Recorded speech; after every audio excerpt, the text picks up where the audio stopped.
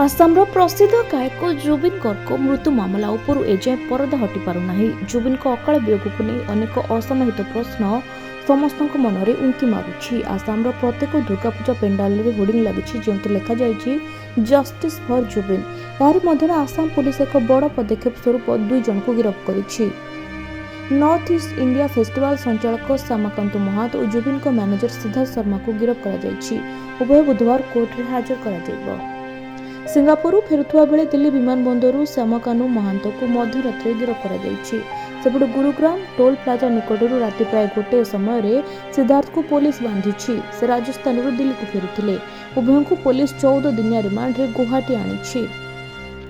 उभय को विमान रे दिल्ली गुवाहाटी अणा जाउछि और सीधासलख मुख्य जुडिशियल मजिस्ट्रेट को बासभवन को नियाजिबो।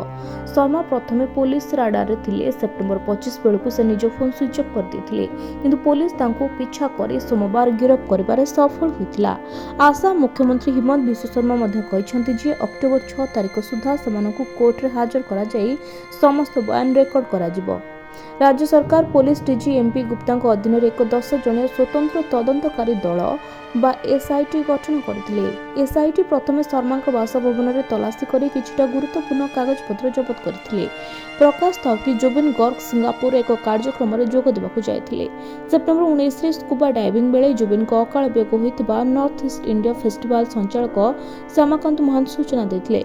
जुबिन स्कूबा डाइविंग करथबा बेले कोनोसी सुरक्षा ग्रहण करि नथिले बोली कहा जायथिला। सेप्टेम्बर 23 रे आसामर कामरूप जिले में लक्ष लक्ष प्रशंसक भितर अंतिम क्रिया समापन होइतिला।